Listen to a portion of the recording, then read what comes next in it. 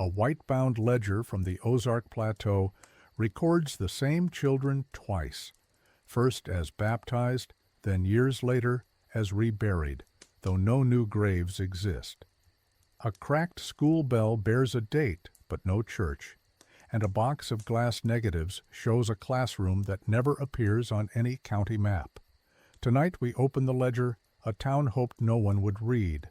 The book arrives inside a fruit crate, discovered under a cemetery tool shed when a fence post went in. The crate smells of cedar shavings. 2 quilts cushion 2 objects, a narrow pasteboard box of glass negatives, and a ledger bound in pale calfskin, its boards of rubbed pine, its color startlingly white. Stitched into each quiltum are black thread labels, Harrow and Schoolhouse. Folded at the bottom is a heavy paper rubbing of a bell inscription, the foundry mark faint but real, and a year 1890. The ledger looks colder than its wood drawer should allow. People in the hill country do not keep white things unless they intend to keep them clean. Burial work does not stay clean. The hand inside is firm, measured, never in a hurry. It belongs to a woman who signs M. Harrow, Custodian. Her entries begin in 1893, not with a burial, not even with a baptism, but with a line that feels like a promise. Inventory of those entrusted to my care. Then the names, Ada, Silas, Ruthie, Joel. Each entry carries 3 facts. A date of baptism at the river bend. A parent or guardian, sometimes unknown or boarding. A resting line with a space left blank. She writes like someone balancing 2 ledgers at once, one of faith, one of the ground. It would be simple to call this a private book, a widow's substitute for a church registry. But Harrow's margins reach into county life. Several entries cite receipt numbers for remissions granted to households declaring a dependent child. The numbers match faded slips in the courthouse cabinet. The same tidy hand that draws Harrow's check marks has corrected dates on those slips. The clerk of the time, R. Rhodes, is known for amendments and pinched letters. Harrow's pen and Rhodes's stamps cross more than once. A burial ledger has no need to quote tax paper, unless it stands in for something the county never properly opened. Places anchor the names: Mill Creek Ford, Birch Hollow Bridge, Old Stage Trace, and again Schoolhouse Hill. Yet the trustee map series from 1892 lists only 2 district schools.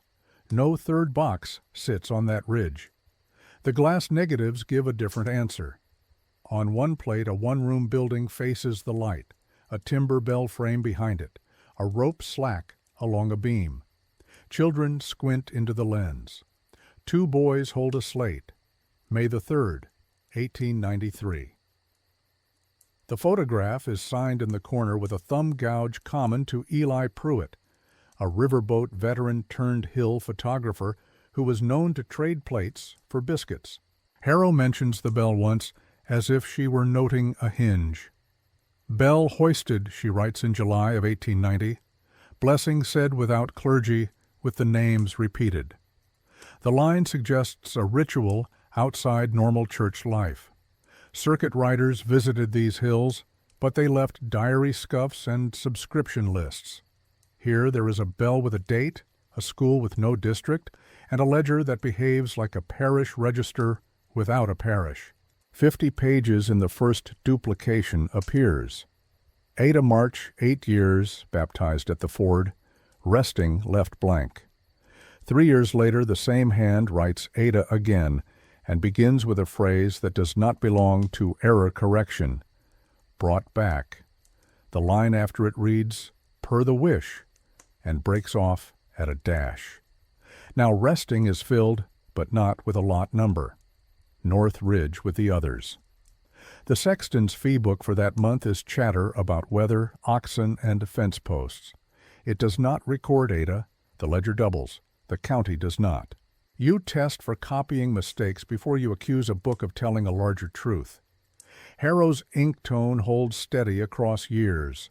Her hand never hesitates. The pattern repeats with small variations. 3 to 5 years after the first entry, a second. Brought back, set right, resting now.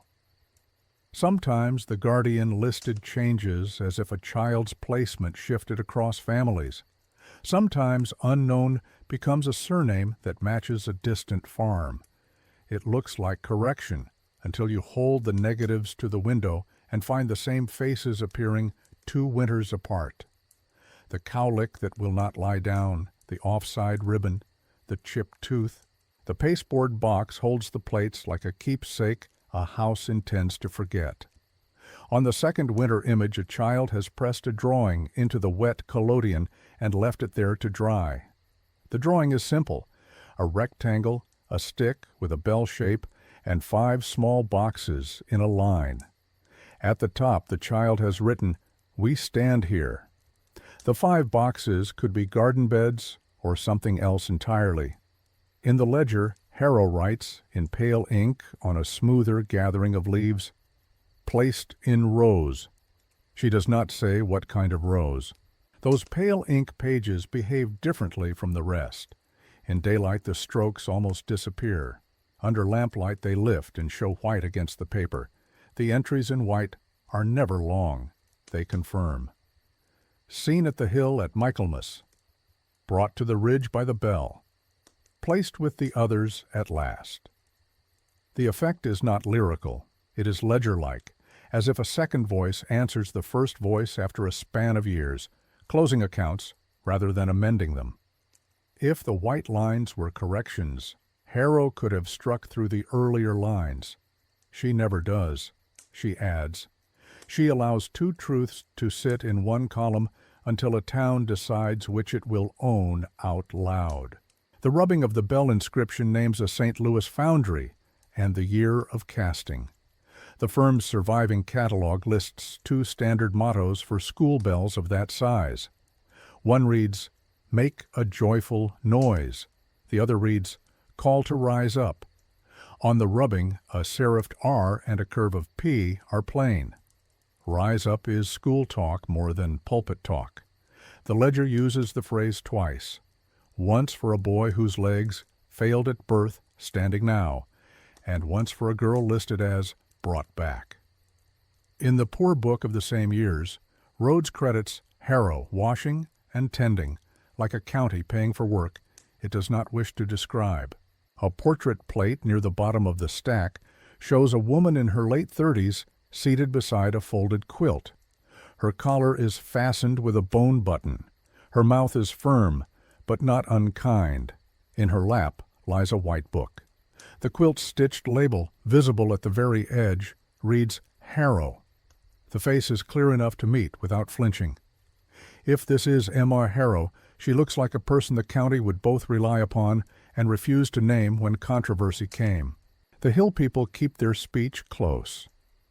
When asked about a 3rd school on the ridge, elders answer with what can be proven without walking. 2 schools only, they say, and point to the trustee map. When asked about the bell, they shrug and say there are many bells. When asked who the Hill children were, a phrase that appears once in a later trustee note, they say the clerk must have meant something else. They do not come up the west shoulder to look at the rectangle where the grass fades to brown, or the shallow north-south line where the sod dips like breath held too long. They do not say Harrow's name unless her ledger is not on the table. If you lift the ledger from its drawer, the calfskin warms quickly, and the boards stop feeling like found wood and start feeling like a tool. The book is a tool, not a diary. It made something possible, a record kept in daylight for acts planned in quiet. It holds baptisms that sit for years without resting places, and then resting places that appear in white. It quotes county receipts and ignores the sexton's fees. It loves proper nouns: Mill Creek, Schoolhouse Hill, North Ridge. It insists on exact days even when the rest of the county reduces the same weeks to late summer. It does not apologize. You can call all of this a tangle of small-town paperwork if you like. You can say that a private ledger accidentally braided itself into public files and caused decades of confusion. You can say a bell without a church is only a bell. You can say a school that never drew funds was only a shed. You can hold the white pages to the light and say the glow is nothing but chemistry and patience. You can say that until you turn a page and see the first name written twice in two inks that do not contradict each other, and understand that someone in this valley believed there were two ways to set a child to rest. The trustee map set from 1892 lists two district schools, and nothing on the ridge Harrow calls Schoolhouse Hill. The companion road sketch includes a narrow spur climbing from Mill Creek Ford toward a small square with a notch. The same cartographer uses that notch elsewhere to mean a bell frame. Here the notch faces east. A clerk can say a cartographer made a flourish, but a symbol repeated across a sheet is a choice, not a flourish. Stand at Mill Creek Ford. The water is shallow across cobble, and wagon ruts still show when the light is low. Above the ford, the ridge splits into two shoulders. The east shoulder is smooth and holds pasture grass. The west shoulder is cut by rough stone steps that do not match cattle paths. On a glass plate dated May 3, 1893, a timber bell frame stands behind a one-room building. To the left of the steps, a run of pale limestone blocks is visible. That limestone occurs naturally on the west shoulder, not the east. If you face the ford from the west shoulder, a lightning scar on a cottonwood stump lines with a notch in the far bluff exactly as it does in the photograph. Alignment does not prove a school, but it narrows the ground to search. Old schools leave 3 signatures when their boards are hauled off for firewood. They leave foundation stones too heavy to move. They leave long cut nails that do not match house stock. They leave a soil rectangle where ash and lime thin the grass. 30 paces uphill from the stump on the west shoulder, the grass fades into a brown rectangle about 24 paces by 14. At the southwest corner, a mason's X with a longer tail marks 1 stone. The same mark appears in a construction photograph of the Gilmore Hotel in town. That tells us the same stone cutter worked both jobs. In small counties, the same hands build public things. The bell gives a second line of proof. The rubbing found in the crate reads S. Bechtold, St. Louis, 1890. That firm shipped school bells by rail to Rolla and by wagon into the hills. 3 leaves from its order book survive in a church scrapbook in Crawford County. One entry in the school bell column reads, Hill Creek Dist, 500 weight, uncrated. Payment in 2 draws, delivery by R. Harper. Hill Creek is what elders call Mill Creek when they tell stories older than the spur line. R. Harper appears in the county poor book as a man who took in children for washing and woodcutting. The order says school, dated July. Harrow's ledger for July says bell hoisted. 2 separate books name the same act in the same month. District funds never show a 3rd school on the hill. The clerk, Rhodes, marked 2 assessments paid and wrote petition unwarranted beside a 3rd line. A lawful petition to split a district required guardian signatures and a list of enrolled pupils. In the petition drawer, 2 packets from other years survive, stitched with twine and sealed with wax. The packet for the year we need is missing. 10 years later, a trustee writes, I do not see the papers for the Hill Children. Hill Children is not a district name. It is how people talked. The note slipped into the file because a man wrote the way he spoke. The glass negatives tell how the bell stood and how the building faced weather. The rope runs over a timber and drops through a hole at the eave. The knot is the kind tied by men who worked the river. Eli Pruitt lost his lower leg to a saw and walked with a spring steel cane. He kept a smokehouse darkroom, traded class photos for biscuits and squirrels, and marked plates with a thumb gouge near the lower right. The school plate bears that gouge. Harrow's ledger notes wants Pruitt to bring plates. A burial ledger that notes plates expects proof on glass. On the second winter plate, someone pressed a child's drawing into the wet collodion. A rectangle, a stick with a bell shape, 5 small boxes in a row. Across the top, in clumsy letters, "We stand here." In her pale ink pages, Harrow later writes, "Placed in rows," and leaves it at that. She does not say placed where. She never explains rows. The drawing and the line share a shape, and refuse to finish the sentence. Behind the brown rectangle of thin grass, the sod dips gently in a north to south line. Each dip is 2 paces across and 6 paces apart. They are not fence post holes. They are not storm pits.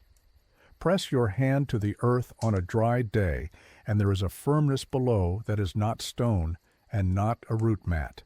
Old people call this a hush in the ground. Harrow writes North Ridge with the others when she records certain second entries in white ink.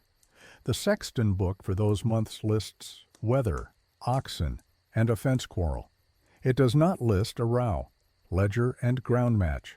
Sexton and tax books do not. Tools leave marks a clerk cannot erase.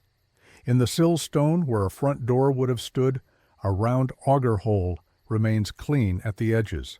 Such a hole anchors a cleat or strap that must hold against the pull of many hands. A latch hole wears and chews.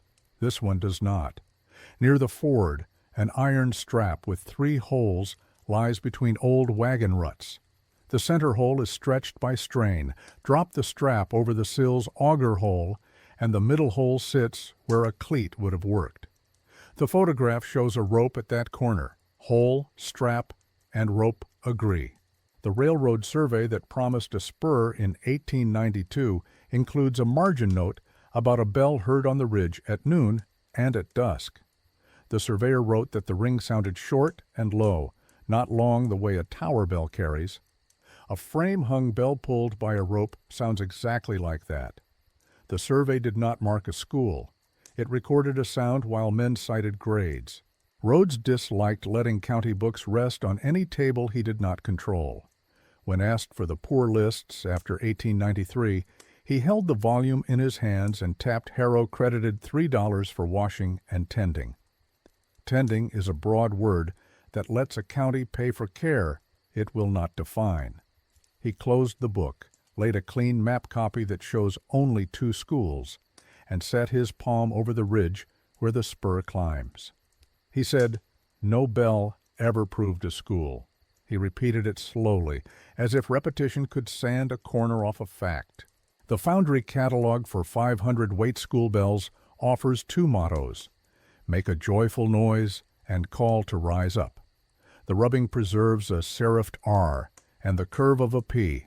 Rise up is the match. The ledger uses that phrase twice in connection with children who move from first entries to second. Rise up is school talk before it is pulpit talk. It fits a rope hung for small hands and a bell that marks names called aloud. Small nails tell their own story. At the rectangle edge, a shallow sieve turns up 3 long cut nails. 2 are bent in the manner of a missed swing and a hard set. Carpenters read bends like sentences. The lengths suit door planks and sills in a public room. House nails of the same period run shorter. Nails travel when boards travel. Nails lost in the dirt tend to stay where the door was. 5 agreements now sit in plain view. The road sketch notch that repeats a bell symbol. The alignment of stump and far bluff in the plate. The soil rectangle, and the north to south row of shallow dips. The Foundry order naming Hill Creek and delivery by R. Harper in July. The same month Harrow writes bell hoisted. The auger hole and strap that match the rope position in the photograph. None of these items alone forces belief. Together they build a place that behaves like a school without a district line on the trustee sheet. The remaining gap is paper that should exist and does not. A 3rd school would have needed a petition, signatures, and a pupil list. The packet for that year is missing. The trustee note about Hill children is the only county sentence that admits the ridge in plain speech. Harrow's ledger supplies the rest, not by claim but by habit. She names the ford. She names the hill. She names a north ridge. She writes dates for baptisms, and later writes resting now in white. She does not strike through a single earlier line. A town can insist there were only 2 schools because the trustee map says so. A clerk can hold a book aloft and say, petitions go missing and symbols are nothing. The ridge says there were 3. The ledger says names were called twice. The bell says, rise up. Eli Pruitt is the first name in this story that can be tested by chemistry as well as paper. His plates are wet plate collodion on glass, the kind that carries a maker's habits the way handwriting carries a wrist. Pruitt loaded his holders with a thumb that pressed too hard near the lower right edge, and that pressure left a shallow crescent in the collodion on almost every exposure he made. You can feel the crescent with a fingertip if you are careful. It sits where the emulsion thins to a translucent bruise. The school plates bear that mark. So do 3 portraits he made in town of a clerk, a hotel mason, and a mill owner's wife. Same bruise, same hand, same camera. He shot with an older rapid rectilinear lens with a small chip on an interior element. The chip throws a faint star flare at 1 clock point whenever the sun hits at an angle near late morning. On the 3rd of May, 1893 plate, the flare sits just left of the bell frame. On the winter plate 2 years later, the flare has moved slightly, but keeps the same angle relative to the frame when the camera is set in almost the same spot. A different lens would move the flaw. A different camera would change the geometry. The flaw repeats, which means one man took both pictures with the same glass. Wet plate is a hurry. You pour collodion on the glass, bathe it in silver nitrate, load it wet, and expose before it dries. Pruitt worked out of a smokehouse darkroom behind his cabin, which tells you he carried a small field box up the ridge on school days. On both school plates you can see a thin run of collodion that drifted toward the top edge while he leveled the glass. It froze in a line when the developer hit. The line is straight, not bowed, which means he had a steady hand in a breeze that day. A photograph taken in a hurry by a man who knows his hands does not lie about where it was made and when. The light and the chemistry write the truth across the surface, whether the subject smiles or not. People often ask how you date a plate beyond a chalked slate. You look for season and habit. In the May plate, the children are in shirt sleeves and calico, with a few shawls draped and no mittens in sight. The shadows fall short and almost under their feet, which places the hour close to noon. Wheat stubble shows in a strip behind the bell frame, where a small field had been cut close the previous summer. The chimney stones are sharp-edged and bright, which means the mortar is new. In the winter plate 2 years later, the same chimney stones have darkened and softened at the corners. Children wear patched coats, and 2 boys share 1 scarf. The rope that drapes over the beam shows a second kink that was not there on the first day, as if a shorter person took to pulling it by habit. These are small matters, but small matters keep a story from floating. The ledger entry that reads Pruitt to bring plates is a plain sentence that matches the grammar of his work. He often took payment in trade. Town stories say he would photograph a class in exchange for biscuits and a string of squirrels. On the back of the pasteboard negative box, a grocery label has been lifted and stuck crooked. Under it, in pencil, a list of debts appears in Pruitt's tidy block letters. Harper, bell rope mended, payment due 2 pans biscuits. That scrap matters because R. Harper is the name on the bell delivery note in the Foundry book. Pruitt did not keep fine accounts, but he kept enough to tie the ridge to the same small circle of names that touch the ledger. The negatives themselves carry 3 other signatures that belong to Pruitt. First, a faint scratch runs along the right edge on 2 plates, made by a burr inside one of his holders. It nicks the emulsion in the same spot each time. Second, A spot of developer dripped near the top left on the winter plate and dried to a halo no wash could lift. Pruitt's town portraits show the same habit of a drop that falls when he turns to set his bottle down. Third, he varnished lightly and late. The school plates show the beginning of edge silvering, where time pushes metallic silver toward the surface under thin varnish. That is what happens to plates he fixed and washed well, but did not over-varnish. His town plates do the same. A child's drawing pressed into wet collodion would ruin a picture if it sank too deep. On the winter plate it sits shallow, a leaf laid on a pond, so the scene behind it still registers. The graphite strokes read backward, as they must on a negative. When you contact print it to paper, the words flip and read true. We stand here becomes a caption in a child's hand across a rectangle and a belled stick. You can see where a small thumb smudged the letter S and where the paper lifted a sliver of collodion when it peeled away.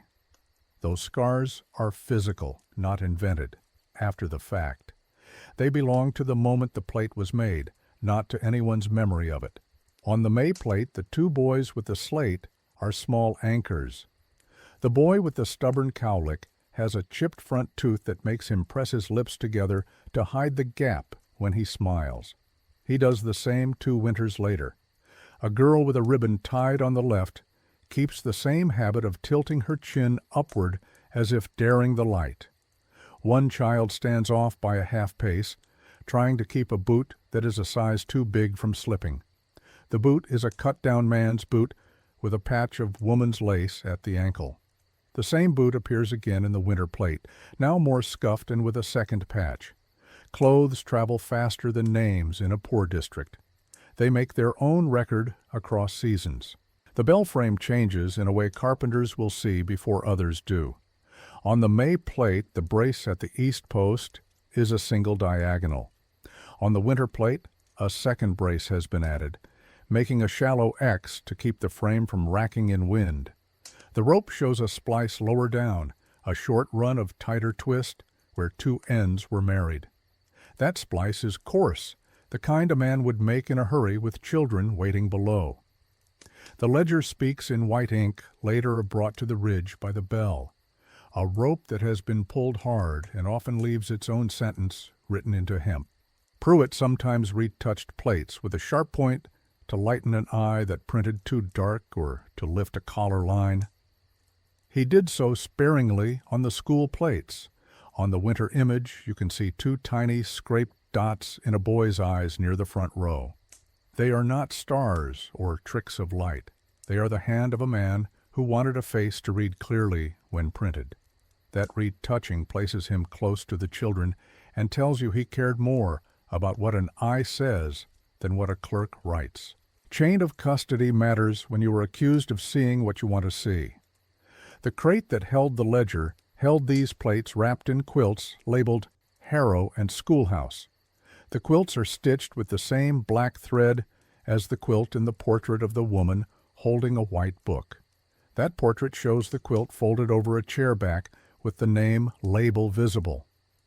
The pasteboard box that holds the negatives fits the space in the crate with less than a finger's clearance. The quilts smell of cedar, which suggests a trunk or a chest kept shut. The crate's fruit stamp belongs to a grocer who closed before the turn of the century.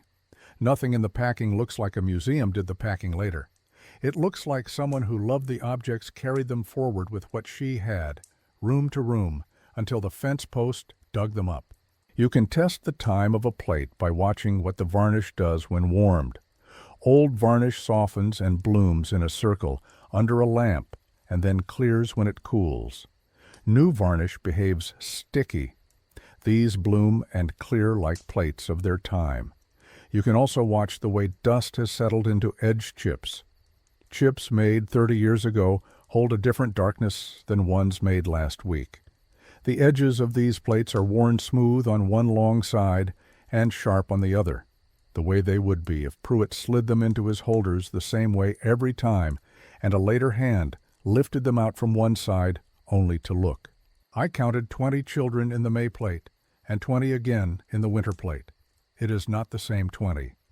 2 faces are missing, and 2 new faces have taken their places, though 3 faces reappear with changes that only time can make. One boy's ear seems more bent in the later plate. A girl's ribbon changes sides. You can read too much in this kind of count, so hold it lightly. Do not force the negatives to bear more weight than their glass can carry. Let them tell what they can tell, that the bell frame stood, that the building stood long enough to be braced, that the same camera and the same hand returned, and that some of the same children stood twice in front of a lens that did not care who paid the tax and who signed the petition that went missing. Rhodes, the county clerk, made his living by turning breath into paper. His books are tidy, pinched, and full of the small authority that a stamp gives a man. He liked amendments. He liked the triangle mark he used to wedge an extra date between lines already full. He liked to say that the trustee map with 2 district schools settled the matter for all time. Yet in the drawer beneath that map sit slips with numbers Harrow cites in her margins, and they link the white ledger to Rhodes's own cabinets in ways that arithmetic recognizes whether a clerk approves or not. Begin with the remissions.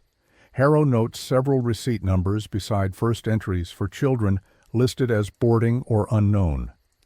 The corresponding slips in the courthouse show tax abatements granted to households that declared a dependent child not their own. Rhodes's hand totals the abatements, adds a red tick in the margin, and initials the line. When the same child's name appears in pale ink 3 to 5 years later, as resting now or brought back, there is no new remission and no sexton fee, but the earlier remission remains in county totals as if fulfilled. Harrow does not strike through her first lines. Rhodes does not strike through his. 2 systems converge without touching, like 2 roads that run close along a river and never need a bridge. Petitions for a 3rd school would require a roster of guardians and pupils by name.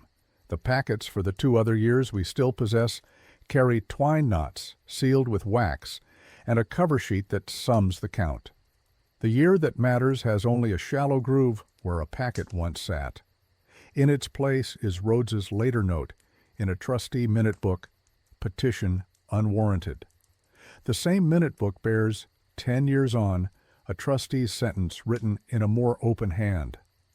I do not see the papers for the Hill children. Hill children is not a district name. It sounds like a phrase carried from a porch into a ledger by a man who did not expect anyone to ask him about it later. Rhodes's school registers are practical and dull in the way honest books often are.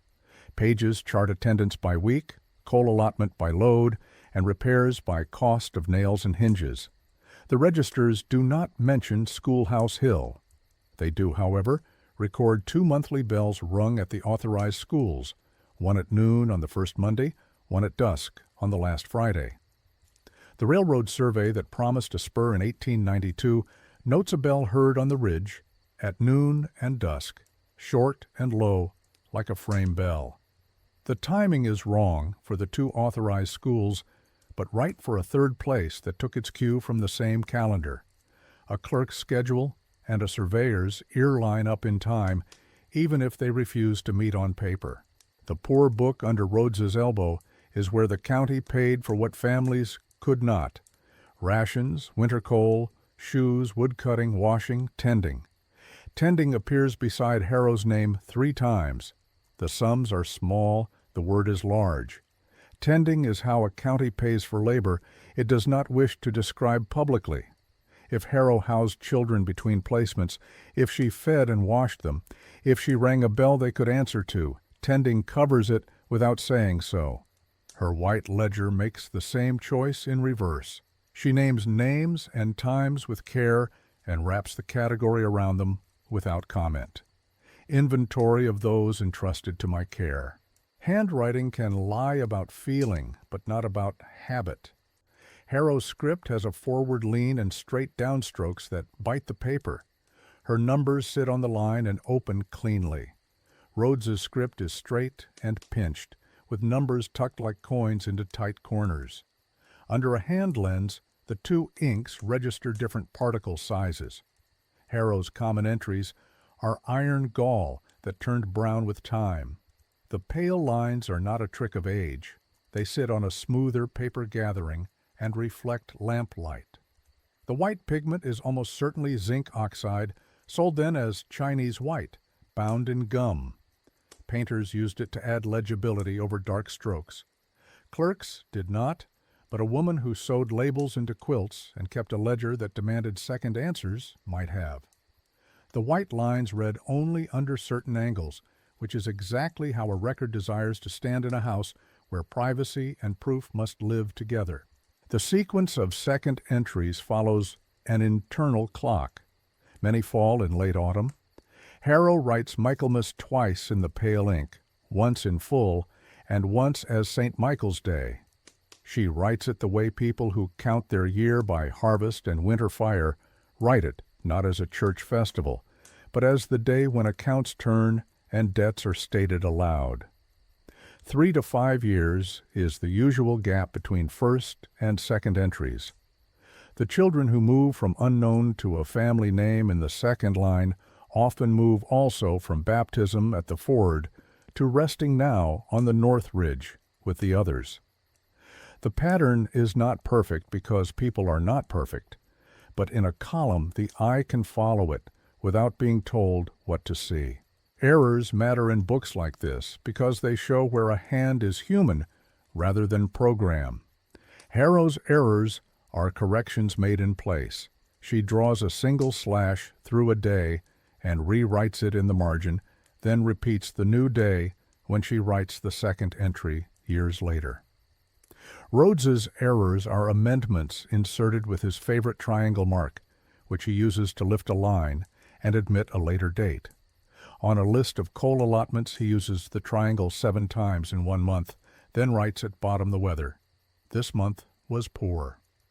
On a remission slip attached to a boarding child, he adds an extra initial, perhaps to make sure no one charges a second pan of coal. The two hands do not share habits. Their proximity in cross-sided numbers is therefore more convincing. Strangers rarely invent the same number and then preserve it for years in separate cabinets. Receipt books allow another test. Paper travels in packets. The abatement slips Harrow cites bear a watermark only visible when tipped. It is a mill mark from a supplier the county used during a shortage when the railroad delayed shipments. The mark appears on slips for only 2 seasons. Harrow's citations fall in that span. She could not have guessed that detail decades later. She either saw the slips when they were fresh or copied the numbers before Rhodes tucked them away. His cabinet proves she got them right. His minute book denies her 3rd school. The contrast is not neat, it is human. A Bell motto does not settle a case, but language does. The rubbing preserves a serifed R and a curve of P consistent with the Foundry's call to rise up pattern. Rise up appears twice in Harrow's ledger in relation to second entries. The phrase is ordinary in a schoolyard and unwanted in a minute book that fears petitions. If you ask elders whether a bell on the ridge ever rang children up, they will say a bell can call anything and leave it at that. If you ask Rhodes on the page, his answer is a rule. No bell proves a school. A rule is the county's way of refusing to answer a question that would require words it wishes not to speak. The sexton's register, which should bind the county to death in a way no one would debate, fails at the very point where Harrow's book doubles a child. Fees for graves, rows, and tool sharpening fill margins, while Ada March never appears. The sexton complains about rain ruining hats and a fence quarrel near a lot line. He itemizes his shovel edge. He does not charge a burial that the white ledger resolves as resting now. Either a burial took place without county fee, or resting now in Harrow's white hand names a thing the sexton would not bill. A county that pays tending under a clerk's tight fingers might allow a rest that did not pass a gate. Names cross small distances even when districts do not.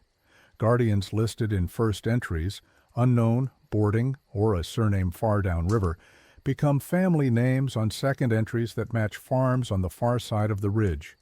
A boy marked as placed with Harper's for washing appears in a later tathable list under Harper as hand, age adjusted forward, while the ledger writes him brought back on the North Ridge.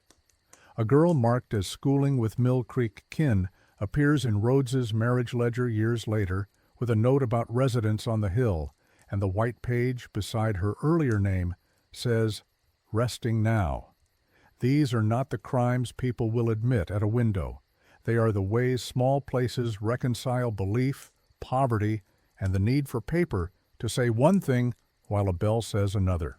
It is tempting to declare a motive, a clandestine school to avoid taxes, an epidemic to be rewritten, a relocation scheme that needed the county silent. The books will not let us declare. They permit only this. Harrow's ledger and Rhodes's cabinets talk to each other without admitting they do. And where their sentences meet, a third place takes shape, a ridge with a bell and a row of small rests that a town will not own aloud. Chapter 5 returns to the bell, because the bell is the one machine in this story that can carry intention across distance without signing a line in a county book.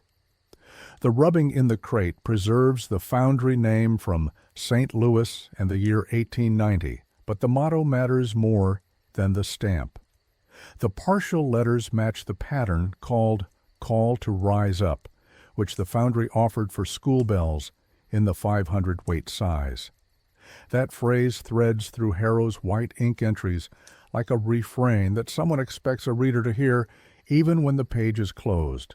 A bell's behavior is predictable if you know its mass, its yoke, and the timber it rides. A frame bell hung low rings short because the beam eats part of the wave and the ground takes the rest. That is why the railroad surveyor described a short ring at noon and dusk, rather than the long carry of a tower bell. On Pruitt's plates, the frame braces change from a single diagonal to a shallow X between the first summer and the second winter, a carpenter's fix for racking. The rope falls through an auger hole at the eave, which is the simplest way to put a pull in reach of small hands. In the sillstone, the hole drilled for a cleat remains round, edged, and clean, a sign of strain without weather chew. Add these parts together, and you have a practice, a bell that children could sound when told, and a sound that returns them to a place the county refuses to draw. The calendar inside the ledger is a second machine. First entries cluster at spring and midsummer when the ford runs low and baptisms make sense in the river bend. Second entries cluster in late autumn. Harrow writes Michaelmas twice in white ink, and once she writes St. Michael's Day in full. Michaelmas sits where harvest ends and ledgers change hands. It is when towns reconcile books and state aloud what has been carried quiet through the growing months. If the white ink closes accounts that began in black and brown, then the bell that rings at dusk at the end of a season is the sound that says an account has turned. The word resting now belongs on a day when debts are admitted and forgiven. Whether a grave was dug or a row of small rests was marked in a way that did not charge a fee. I wanted to know whether the phrase names repeated described a ceremony that any neighbor might recognize, or whether it was a phrase a single woman used for a task she did alone. Harrow writes, blessing said without clergy, with the names repeated the month the bell went up. Without clergy means a circle of voices rather than one licensed voice. Names repeated means a call and a response, a list answered aloud to prove presence, a roll that does not require a chalk slate to be official. On schoolyards, a roll call is a way to bind a group to a place and a time, and a bell brackets that binding. If the white ink entries come 3 to 5 years after baptisms and use the words brought back and resting now, then the second answering of names belongs to the bell rather than to a pastor with a book. There is a quiet piece of proof in the negatives that speaks to how the bell was used. On the winter plate, a boy near the rope holds his hands with the fingers curled in, the way children do when they have a rope burn they do not want to show. His palm heel is dark. His wrist has a rubbed line. It is not a wound. It is a habit worn into skin by work done over many days or weeks. In the May plate, the rope hangs smooth. In winter, a rough splice shows lower down, thick where two ends were married. The splice sits at the height of a small shoulder. Someone shorter than the man who tied the first rope took to pulling often enough to change the rope and the skin that pulled it. The word brought back is the most troubling of Harrow's white phrases. It is plain and it is careful. It does not say by whom. It does not say from where. It does not say to what. Between the first name and the second name lies a gap of years, which is time enough for a child to pass between households or between districts or between the living townspeople and the people whose names are spoken for memory. The county poor book uses placed for the movement of children into labor and schooling. Harrow uses placed in rows in one pale line, and resting now in others. The parallel is close enough to be a shadow without being a copy. She writes like a person who needed to make a public action fit a private belief without forcing either to betray itself. The quilt labels matter again in this chapter because they sit at the seam between private and public work. The crate held two quilts labeled Harrow and Schoolhouse. The portrait of the woman with the white book shows the same stitch and the same thread, and the quilt folded over the chair back carries the label like a line of text in a book a house meant to be able to read later. Quilts carry lists in cloth in a county the courthouse does not always reach. Women write through cotton when they are not welcome to write through law. If Harrow rang a bell without clergy and kept a ledger that required a lamp to read in part, then she also stitched labels into blankets to anchor meaning to objects that a man at a desk could not easily discard. I looked for a counterweight to the bell's pull in Rhodes's handwriting. He refuses the third school by rule and by habit. He says no bell proves a school, and he is technically right, because buildings and signatures prove buildings in a county book.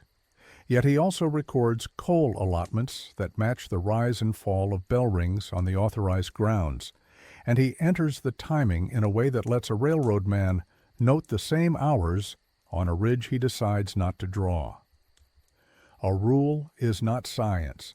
A rule is a description of the last thing a clerk allowed to be true.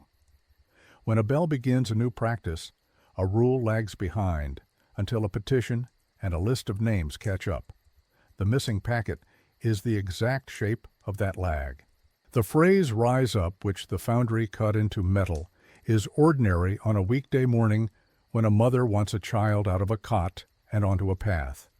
It is also the phrase that crosses the ledger's color shift. In brown ink, "rise up" belongs to a boy who could not stand at birth and stood later. In white ink, "rise up" belongs to a girl the ledger calls brought back. It looks like a ledger setting the same verb to two different meters, daytime and dusk, earthly and more than earthly, without requiring a reader to choose. The call is the same. The place changes. First the ford, then the ridge, first the roll, then the rest. The ground keeps its own time. In late autumn, the ridge wind falls at dusk, and sound travels in a low band across the pasture. If you stand where the rectangle thins the grass and face the west shoulder, your breath pools and warms your own face. A bell hung low rings into that pool and is heard without traveling far. That is a shape of sound that suits a ceremony designed for a circle of people who already know the names being spoken. There is no need to call the valley. There is every reason to confirm that the people standing in the rectangle hear and answer the names that a book wrote years earlier when the river ran shallow. Distance in this county is measured by a day's walk and by a neighbor's willingness to speak. The elders will say bell and school in one sentence only if they can point to a trustee box on a printed sheet. Ask them about the ridge, and they will talk about hay. Ask them what rise up meant when they were small, and they will say it was a way of telling a child to be quick. And then they will say that people used to make a lot of noise about nothing. They will not follow you to the auger hole or the iron strap between ruts. They will not put a hand on the sill stone and feel the clean edge that kept a cleat for a few seasons while a rope grew a splice. They will not say resting now out loud in the open air. Across the ledger, the timing of the white line suggests someone waited deliberately for a season and a light. White pigment on a smooth paper gathering reads poorly in sun and cleanly by lamplight. A person who wanted a second answer to be seen only in certain conditions would choose exactly that ink and that paper, and she would write in a place where a lamp is as ordinary as breath. It is not a trick. It is a way to align the act of writing with the kind of speaking that happens when a bell rings at dusk. The second book inside the first book comes up only when the house is ready to hold the kind of truth that belongs to evening. A bell is the opposite of a signature. A signature is a name pressed into paper once. A bell is a sound pressed into air many times. One is proof for the county. One is proof for the people who stand close enough to hear. Harrow's book sits exactly between those proofs. She borrows receipt numbers and writes them straight, and then she writes a second sentence that cannot be stamped but can be spoken and answered. The bell does not prove a school. The bell proves a practice, and a practice sustained across seasons carries more weight in a valley than any single page in a cabinet does. Marla Harrow steps out of the margins in small, testable ways. The poor book credits her for washing and tending in 3 seasons when the ledger's first entries are thickest. The cemetery tool shed where the fruit crate turned up sat on a lot leased to a widow with the surname Harrow during those same years. A single line in the trustee minutes notes payment for fence repair at the custodian's request, and a later receipt for lime carries her initial pressed hard enough to bruise the paper. None of this tells a life story. It draws a work outline. She handled linens, bodies, and the upkeep of ground that the county wanted tidy without paying for a full-time sexton. She is the kind of person a town uses when it needs something done and unnamed. Her ledger voice is plain. Inventory of those entrusted to my care. She writes the phrase once and then behaves as if the sentence itself is the rule. Entrusted is a word that keeps ownership fluid. It does not say given, and it does not say kept. It sits between houses, between districts, between the county's duty and a neighbor's promise. You can watch the word move across pages. Children listed as boarding or unknown in first entries turn into surnames tied to farms on the far side of the ridge by the time a second line appears in pale ink. Guardianship on paper drifts like water, and the ledger records the drift without scolding it. 3 names repeat in the glass long enough to be called by description without guessing. The cowlick boy whose chipped tooth makes him close his lips against a smile appears on both school plates, and once more years later, in a town portrait Pruitt took of a logger crew. The tooth is mended, the ear still bent, the stance unchanged. The girl who ties her ribbon on the left and carries her chin high shows in a marriage record 12 years on with residence written as Hill, not a lawful district name, but a phrase a clerk let slip. The smallest of the 3 wears the cut-down man's boot patched with a strip of lace. In the poor book, a Harper entry notes boot-fitted credit biscuits, and the ledger's white line for that child reads resting now, Northridge, with the others. The county does not say these are the same people. The ledger does not claim it aloud. The details make the bridge without a signature. Harrow's white pages feel like a second ledger sewn inside the first. The paper is smoother. The strokes wake in lamplight. The phrases are short and finishing. Brought back, set right. Resting now, placed with the others. Seen at the hill at Michaelmas. She never writes a reason. She never writes a doctrine. She writes outcomes In a place where the poor book pays for washing and tending, an outcome might be the nearest thing a house can ask for and receive. The county could render coal and shoes. A widow could render continuity. The ledger keeps both kinds of credit with the same seriousness. There is one place where Harrow shows preference, and it is not in the nouns. It is in the care with which she stages legibility. The white ink sits on a gathering that resists daylight. Under a lamp, the words stand. A person who expects to read names aloud at dusk would choose exactly such a page. She writes, "Blessing said without clergy, with the names repeated the month the bell goes up. Without clergy is not a defiance. It is a design. Names can be repeated by any circle that agrees on time and place. A bell sets the time. A ridge sets the place. A book holds the circle to what it promised last time." Rhodes appears in the same years like a counterweight, but his weight shifts when people are near. He will not set his poor book down on a table he does not control. He taps lines with a fingernail hard enough to leave a crescent. He says no bell proves a school, as if a rule could stop a sound, and yet his own schedules pin the hours when bells ring at the authorized grounds, and a railroad man hears a short bell at the same hours on the ridge. He marks petition unwarranted in a minute book, and later allows another trustee to write, "I do not see the papers for the Hill children." A clerk who is certain keeps one hand on his rule and the other on the page where a phrase like "Hill children" can leak through. The harpers sit where paper and ground meet. Our harper takes delivery of the bell by wagon, according to the Foundry book, appears in the poor book as a man who takes in children for washing and wood-cutting, and owes Pruitt biscuits for mending a rope, according to a scribble on the negative box. The name travels without boasting. On a tithable list, a harper line grows by one hand, a boy's age adjusted forward.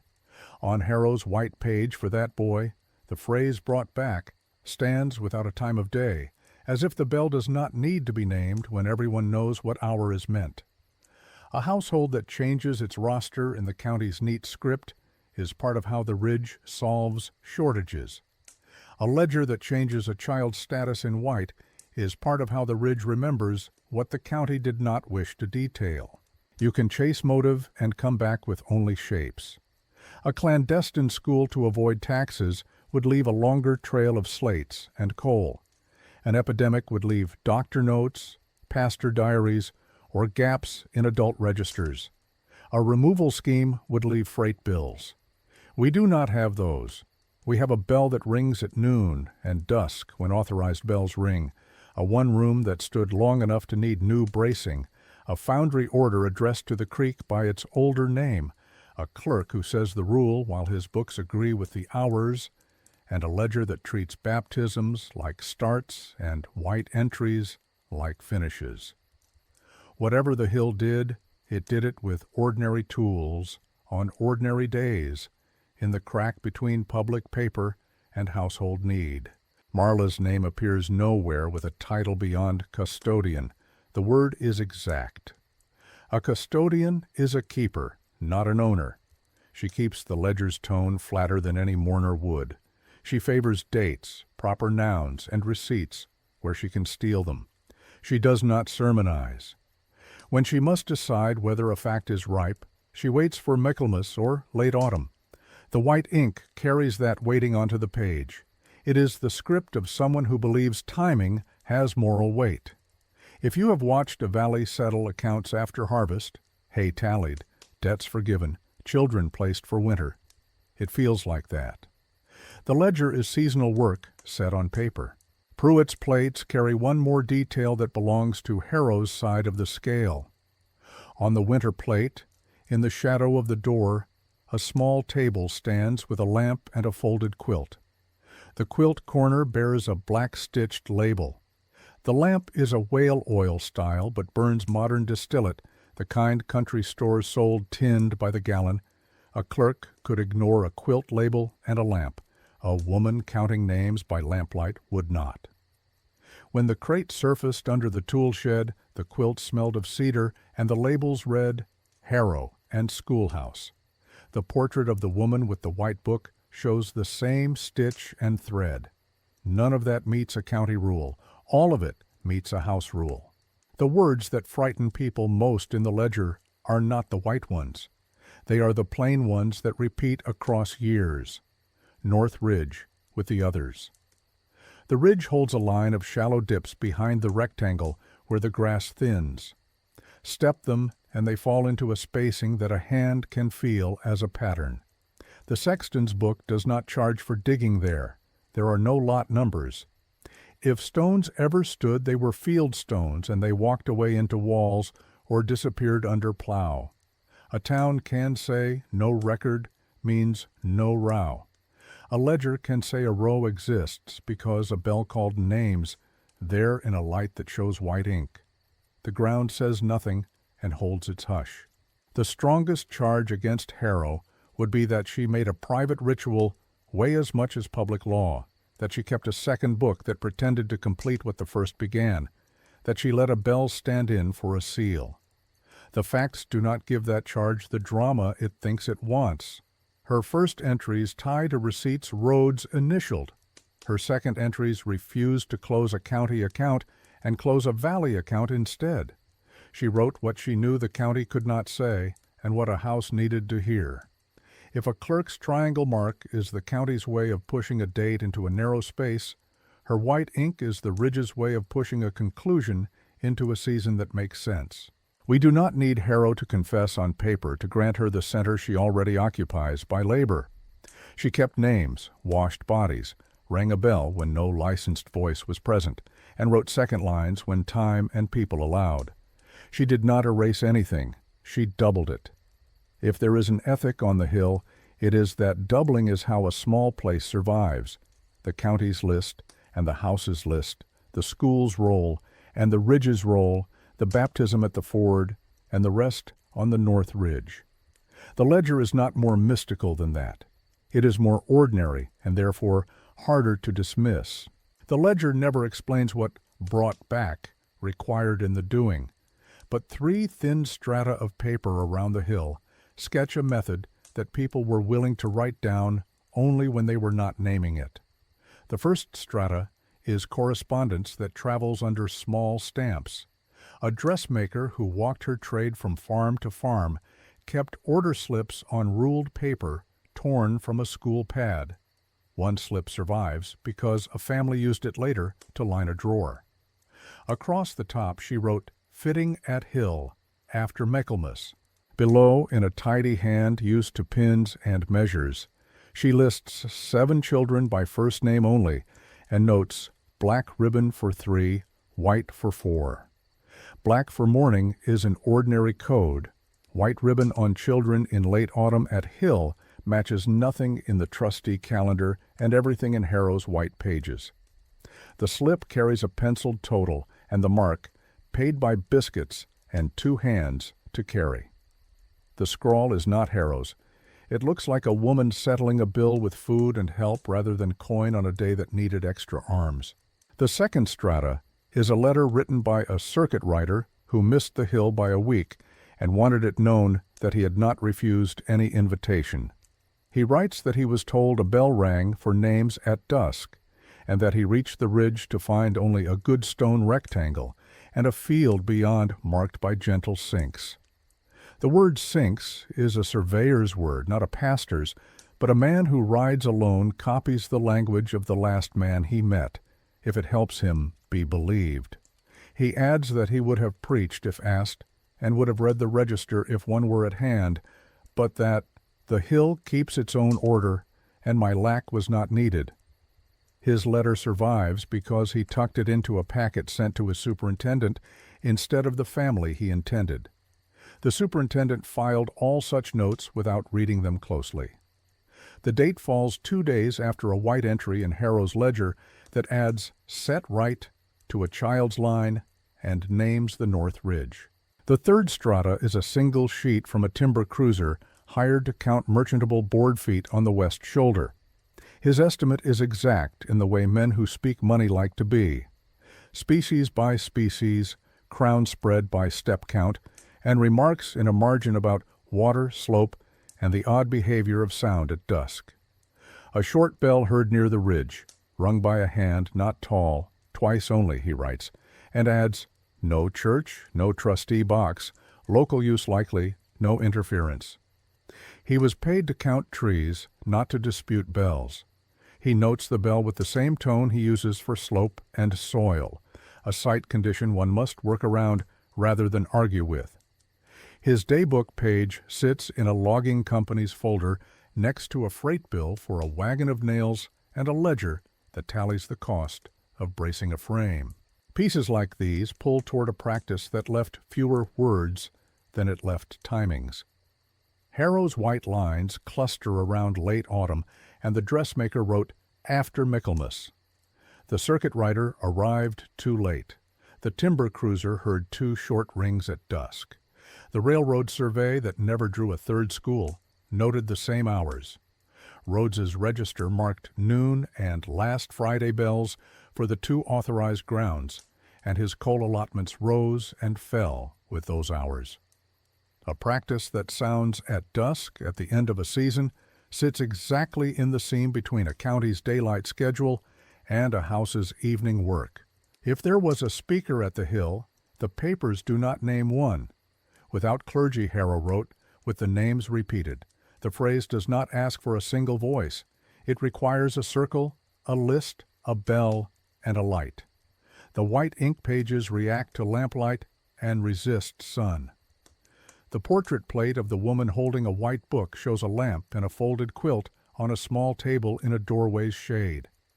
On the winter class plate, a lamp sits in the same place when the shutter opens, unlit at noon, as if stored where it will be needed at dusk.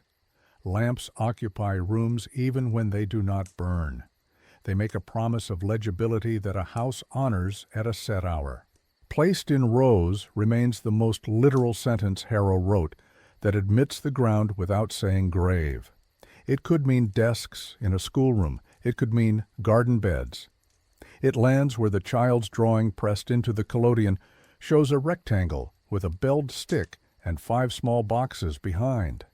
Behind the thinned grass on the west shoulder, the sod dips toe to toe in a spacing a hand can learn by walking with eyes closed. People who grew up with fields will not call a row a grave unless the county charges a fee. They will call it a row and leave the work inside the word. The ledger refuses to charge a fee and refuses to write grave. It chooses a verb that belongs to work anyone can do without a clerk. The one smell that recurs in accounts of the ridge is lime. A receipt in the trustee minutes pays for lime to custodian. A farmer who cut hay near the shoulder wrote in a weather diary that the hill smelled of whitewash on 2 evenings late in the year.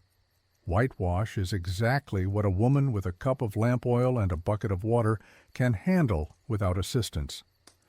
Lime brushes into stone and soil, softens edges, marks a border that looks clean when the sky is gray. It is the smell a bell might ring over if a row needed to be seen without being named. In a county where paperwork likes black terms and hard edges, lime is the opposite, useful, temporary, and impossible to inventory once a rain has fallen. I wanted a number. People tell stories in 1s and 2s until someone asks how many. The ledger gives us 20 children on a day in May, and 20 again in winter, with faces repeating and changing. The white entries number fewer than the black, because time is shorter in a valley than a county admits. Some first lines never draw a second. The row behind the rectangle holds more dips than the ledger's second lines, which means either the ledger missed some or the ground remembers more than a book can carry. Counting dips is a way to turn grief into arithmetic. It is a poor instrument. A field can fool a hand after rain, and yet the spacing stays true. There are no sermons on paper to explain the hill. If doctrines hung over the practice, they do not appear in Rhodes's cabinets or in any church bundle I saw. What we have instead are verbs that work without witnesses: washed, tended, carried, hoisted, repeated, placed. The county pays some of those verbs in coin. The ledger pays others in lines that close long after a first line opened. The bell speaks a verb without letters that elders decline to conjugate at a window. It is a grammar made of timing and place. The single hard objection that men in town return to again and again is that a second entry without a sexton fee is a fiction. They will say a school can run without a box on a trustee sheet only if parents agree to it and keep the fire going, but a burial cannot be done without a man with a shovel, a lot number, and a charge. They will say the ridge dips are post holes, storm pits, or the ground's natural settling. They will say that white ink is a trick designed to fool people who like a good hush. They will point at a rule that no bell proves a school and hope the rule also defeats a row. A rule can do that on paper. It cannot make a bell unheard. In a pocket ledger belonging to a midwife who worked both sides of the creek, a line appears on a page that otherwise lists births by date, mother, and fee. Names read, she writes between 2 December deliveries, and the sum column beside the phrase is blank. She usually writes coin received or goods accepted, flour, eggs, a day of corn shucking, in the sum column. Here she writes nothing, as if the reading of names paid her in a currency a book does not know how to count. She writes without clergy nowhere. She writes the hill nowhere. She writes names read like a breath she did not bill for and did not forget. No one I asked would tell me aloud what the phrase brought back meant when spoken by the people who used it.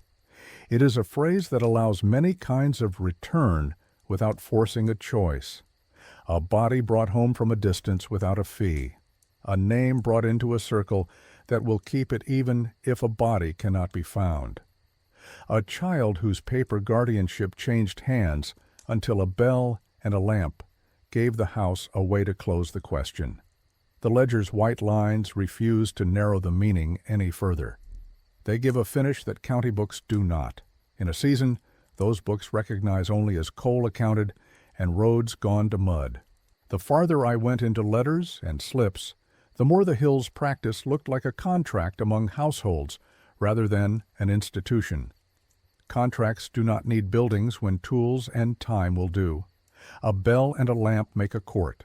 A ledger and a quilt label make a file. A child's drawing pressed into a photograph makes a map. A dressmaker's ribbons make a roster without surnames. A timber cruiser's note makes a schedule no clerk approved. A midwife's blank sum column makes a fee paid in time rather than coin. None of this would survive a session at a long table under Rhodes's palm, but it has survived in drawers and fruit crates because drawers and crates tell the kind of truth a county cannot print. The crate gave us paper and glass, but the ridge gave us sequence. By the end of that first season on Schoolhouse Hill, 5 things no longer felt like rumor. The white-bound ledger writes the same child twice, first in iron gall at the river, then 3 to 5 years later in pale strokes that wake by lamplight. Brought back, set right, resting now, North Ridge, with the others. The glass negatives fix the school's place and hour. A bell frame braced between seasons, a rope lowered to a child's shoulder, the same chipped tooth, the same left ribbon, the same cut-down boot returning. The foundry rubbing and the order leaf speak in the county's voice. 500 weight, Hill Creek District. Delivery by R. Harper, July, the very month the ledger notes bell hoisted. The earth remembers what the minute book refuses. A door-sill auger hole still clean, a rectangle where ash thinned the grass, and behind it a line of shallow sinks, paced like breath. Rows you feel more than see. The county can say petition unwarranted. The hours will not comply. Railroad men and timber cruisers hear a short, low ring at noon and dusk. The same schedule Rhodes assigns his 2 sanctioned bells, coming from a ridge he never draws. The last step was not a discovery so much as a demonstration. Take Harrow's method at face value and let the parts do what they promise when they are put back together. Dusk, late autumn. A lamp on a small table in the doorway's shade where it appears on Pruitt's winter plate. A slate with the day's date, the way the boys held it in May of 1893. The white ledger open to a page that looks blank until the light is lowered, and the ink answers. The bell is long gone, but weight and bracing tell you where the pull once stood. The rope would have fallen through the eave, over a cleat set into that round-edged hole in the sill stone. A cleat choose, this one did not have time to. The practice was short, but it was real. Read the names the way the first page requires, slow, exact, out loud. Harrow's voice never needed adjectives, it needed sequence. Baptized at the ford, guardian unknown. Resting, blank. Then, years later, the same hand, brought back. Resting now, North Ridge. The house does the rest. A circle is not clergy, it is consent. A bell is not a seal, it is a summons. A ledger is not a sermon, it is an account that expects to be balanced before winter. The county's nouns are absent on purpose. There is no grave here to bill, there is a row to keep. The sexton's fee book itemizes weather and shovel edges and never charges for the North Ridge. You can hear men in town say, "That proves nothing happened." The ground says the opposite in a language clerk's ink cannot translate. Put your boot in that shallow run of sinks, and you will feel how a hand might measure memory, 2 paces wide, 6 paces apart, toe to toe, like desks that have been carried outside. The people are as plain as the verbs. Our Harper mends a rope, takes delivery of a bell, boards children for washing and woodcutting, owes biscuits to Pruitt. The midwife fills a pocket page with births, then writes once, names read, and leaves the sum column blank as if paid in time. A dressmaker notes a fitting at Hill after Michaelmas and tallies black ribbon for 3, white for 4, paid by biscuits and 2 hands to carry. A circuit rider arrives late, sees a good stone rectangle and gentle sinks, and writes that the hill keeps its own order and did not need him. None of them say cemetery, all of them say work. Rhodes is not a villain so much as a function. His map shows 2 boxes, his registers count coal, his minute hand writes petition unwarranted, and his rule, no bell proves a school, keeps the cabinet tidy, but hours betray him. The railroad note and the timber cruiser's daybook put the ridge on the same clock as his authorized grounds. He can keep his palm pressed on paper. He cannot press a hand on sound. The only sentence that admits the hill in county ink, I do not see the papers for the Hill children, was written by another trustee in a looser hand 10 years on, a leak of spoken truth into the minutes.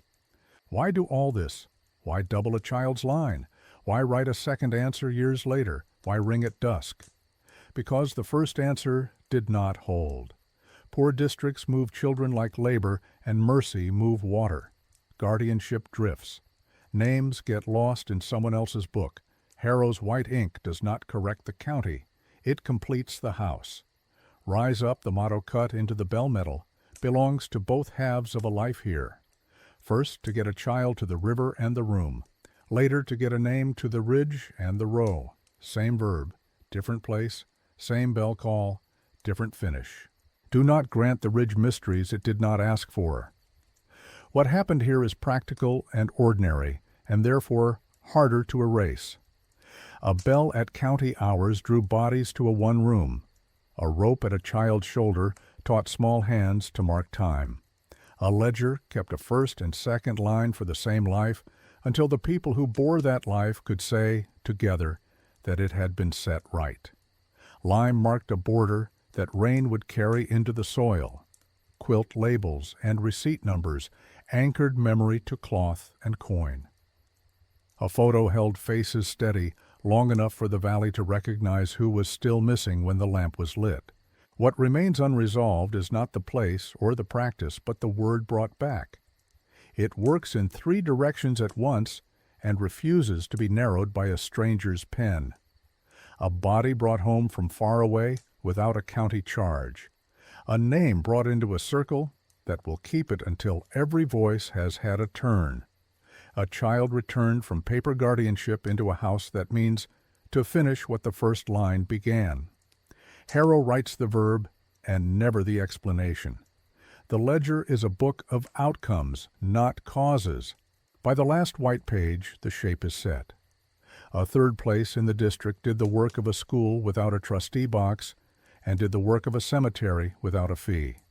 It borrowed the county's calendar and returned a different account at dusk.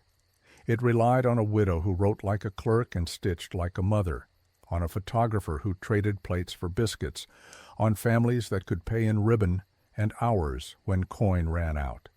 It left paper where paper was safest, and earth where earth could not be argued out of itself. It made room for a second answer because one answer was not enough for the living and not enough for the dead. If this held you, subscribe and drop one word in the comments that, to you, best completes Brought Back.